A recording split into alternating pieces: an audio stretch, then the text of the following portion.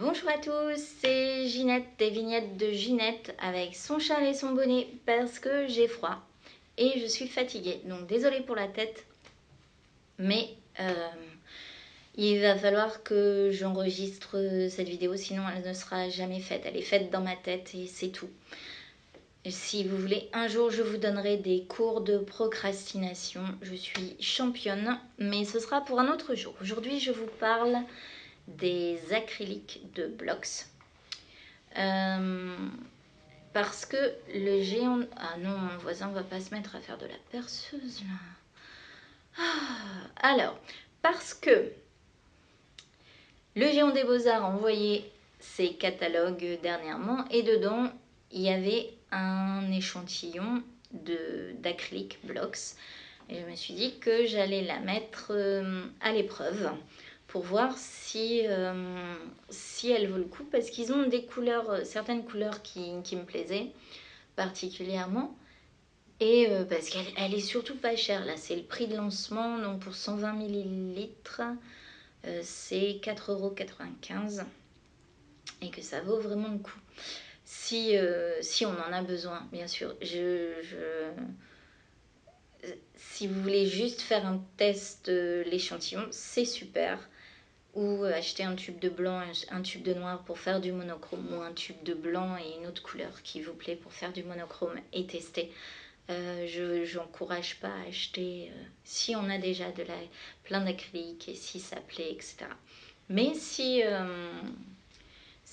c'est pour moi, pour augmenter un peu ce test de couleur, et ou que vous voulez savoir tout simplement avant d'acheter ce qu'elle vaut, je vous montre ma séance test. Donc, pour tester, j'ai pris une photo de mon chat, d'un de mes chats, Umami.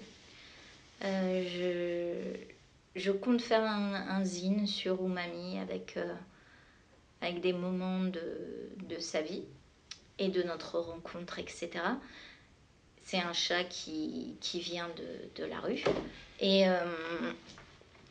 Et donc là, il est dans l'arbre avec sa petite sœur, qu'on voit beaucoup moins. Et je vais utiliser cette illustration pour l'usine. Donc je vais utiliser cet échantillon un peu comme j'utilise mes acryliques habituels, qui sont pas des acryliques d'ailleurs, qui sont des vinyles, de la peinture vinylique, je ne sais pas comment on dit, mais c'est du vinyle. C'est un plastique aussi de toute façon, mais très très mat. Ce sont les peintures flash de Lefranc-Bourgeois. Et je les utilise en technique mix média, c'est-à-dire que je fais des aplats et ensuite je viens redessiner dessus avec des crayons de couleur ou des craies ou des pastels, ou tout ce que j'ai sur la main, du stylo bille, tout marque sur les flashs. Là je voulais voir si ça allait être la même chose, si je pouvais plus ou moins faire la même chose avec les Blox. Donc ces Blox, elles sont décrites comme super pigmentées. Et c'est vrai que les couleurs par rapport aux couleurs flash par exemple ont une valeur chromatique beaucoup plus intense, j'ai trouvé. Donc j'ai acheté 5 tubes de peinture depuis que j'ai fait le test, depuis que j'ai essayé l'échantillon. Et sont des couleurs très très vives, je trouve. Elles me font chanter ces couleurs. Mais et par rapport aux flash que j'aime bien aussi parce qu'elles sont plus sourdes, vraiment le catalogue du géant ne ment pas, elles sont bien vives. Donc ils ont une photo du tube et ils montrent que les Blox ont une concentration de pigments par rapport au liant de 10 à 30%, alors que dans les autres acryliques fines on table sur du 5 à 15%. Et elles sont décrites comme étant très très crémeuses. Donc voilà, on va essayer. C'est vrai que la consistance, elle est vraiment spéciale. Si vous êtes un peintres qui utilisaient ces acryliques en, en consistance. C'est-à-dire pour faire de la texture, ou si vous peignez au couteau et vous voulez vraiment que l'acrylique, comment on appelle ça, on puisse la modeler sur la toile. Avec la Blox, vous allez vous régaler. Elle peut servir à ça. Moi, c'est pas vraiment l'usage que j'en ai, donc je peux pas vous en dire plus sur cette façon de peindre, mais dans le dessin, je l'ai utilisée très diluée pour voir si elle tenait bien et si elle gardait un peu de sa vivacité en étant diluée. Mais j'ai aussi fait des aplats plus épais pour pouvoir voir si les crayons de couleur tenaient sur un aplat plus épais. Alors j'ai pas fait de mélange pour le dessin d'Umami puisque je n'avais que le rouge. Je les ai mélangés un peu avec une autre acrylique, l'acrylique de Molotov, je ne sais pas comment on dit, Molotow, c'est ceux qui font les crayons acryliques qui ressemblent aux crayons Posca. Et j'ai une bouteille de blanc que j'aime bien utiliser avec mes acryliques parce qu'elle leur garde cette consistance, enfin cet aspect mat, mais elle les dilue vraiment aussi parce que cette encre Molotov, enfin cet acrylique Molotov est hyper liquide. Donc là, ça se mélange sans problème avec la Molotov. Entre elles, comment les pigments se mélangent entre eux, j'ai les fait en test une fois que j'ai acheté les autres tubes. Et je vous mettrai là les photos des tests sur mon carnet. Ça se mélange de façon impeccable. J'ai aucun mélange qui a eu un aspect boueux comme on a parfois avec les acryliques de plus faible qualité. Donc franchement, je les recommande, ces acryliques. Diluées, elles gardent leur pigment. Donc épaisses, ah oui, juste un bémol. Elles ont une consistance satinée. Donc elles sont plus mates que certaines acryliques. Et le crayon de couleur, j'ai utilisé le Caran-d'Ache, j'ai utilisé le Polychromos, tout tient dessus. Les néocolores, bien sûr, ça tient. Les pastels, ça marque, il n'y a aucun problème.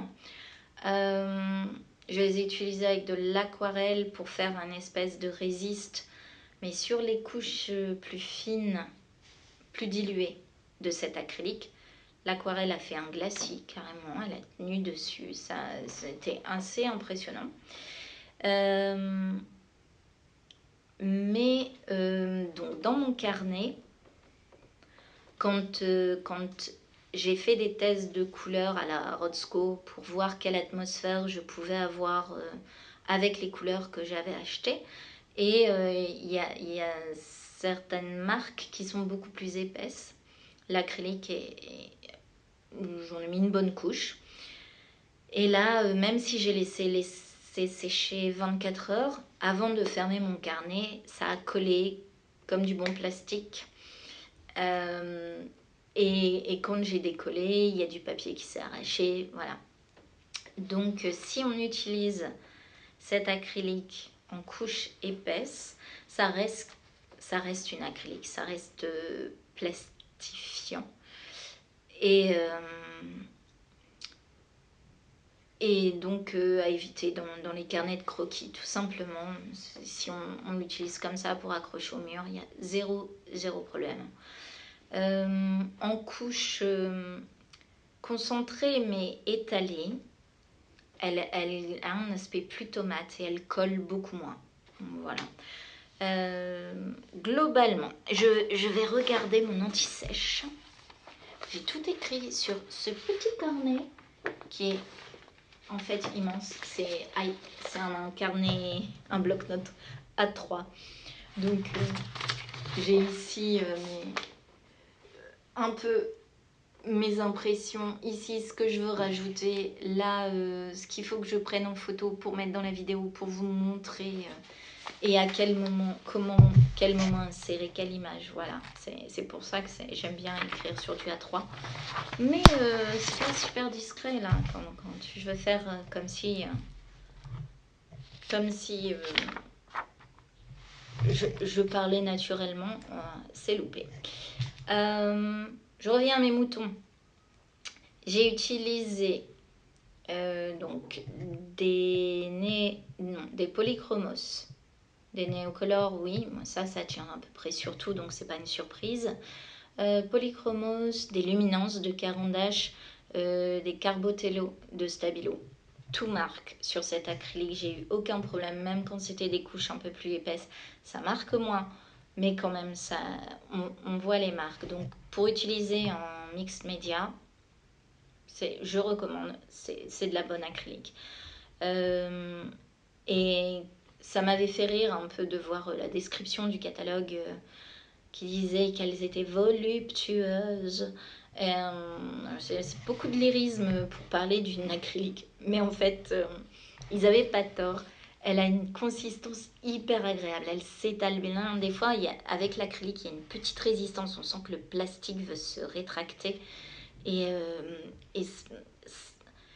c'est pas forcément, comment dire, agréable. Là, ça s'étale tellement bien qu'on me donne des coups de pinceau au plaisir, quoi. Il n'y a rien qu'accroche.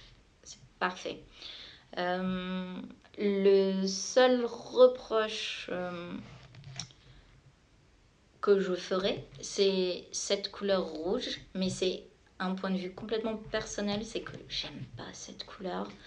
Et que cette illustration dans le reste de mon zine va certainement jurer, parce que c'est pas une couleur que j'utilise du tout. J'aime vraiment pas cette couleur. Mais voilà, ça n'a rien à voir avec la peinture, c'est juste que c'est pas une mauvaise couleur en test, parce qu'elle est tellement riche que vraiment on se rend compte que c'est de l'acrylique de qualité. Mais qu'est-ce que je vais faire de cette illustration à fond rouge et comment je vais l'insérer au reste des illustrations dans l'usine? Mais on se débrouillera. Donc voilà.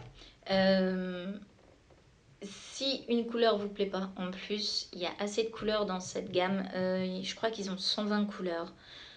Et en fait, je ne sais plus combien de couleurs. Je vous le mettrai en test. Un nuancier assez plaisant. Il y a moyen de trouver des couleurs qu'on aime.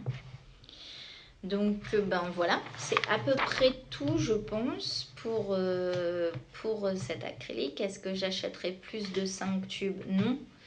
Parce que déjà, j'aime pas avoir énormément de matériel d'art. J'en ai donné tellement parce que je suis trop de choix me paralyse. Voilà. Ça arrive pas qu'à moi, c'est un phénomène connu.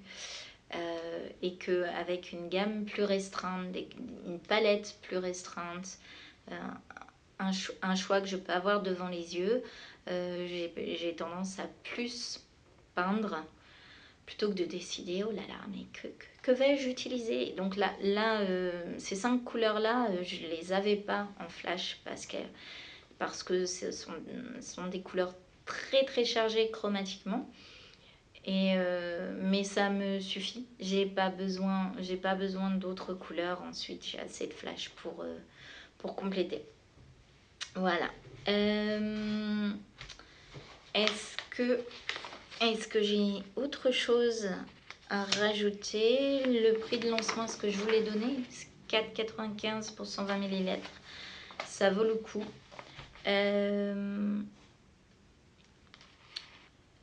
Et bon, écoute, je pense que j'ai tout dit. En gros, c'était une bonne surprise. Et c'était malin de mettre l'échantillon parce que ça donne envie de les acheter. Voilà. Et comme j'ai fait des tests avec les 5 tubes que j'ai achetés et qu'il me restait de la peinture acrylique et que je voulais pas la gâcher, puisque de toute façon l'acrylique ça sèche une fois que c'est sorti du tube, ou on utilise ou on jette. Là, j'ai fait une peinture de goutte d'eau qui est mon autre chat. Enfin, un de mes autres chats. Qui est une fille, elle. Et je vous la mets en description et en guise d'au revoir. Voilà, comme ça. On a passé la vidéo sur Umami. On finit sur Goutte. C'est plutôt bien. Et quand vous savez pas quoi peindre, un chat, c'est toujours une bonne idée. Voilà, je vous laisse là. Et est-ce que je vous revois le mois prochain, la semaine prochaine, dans 10 ans? On verra. À bientôt. Et voilà, ben, est-ce que ça vous arrive des fois aussi de peindre dans des couleurs que vous aimez pas forcément? Je vois pas pourquoi on ferait ça, à part pour faire un test, franchement. Utilisez les couleurs qui vous bottent. Bonne journée à vous, bonne semaine, bon et je ne sais pas, bon tout. À bientôt.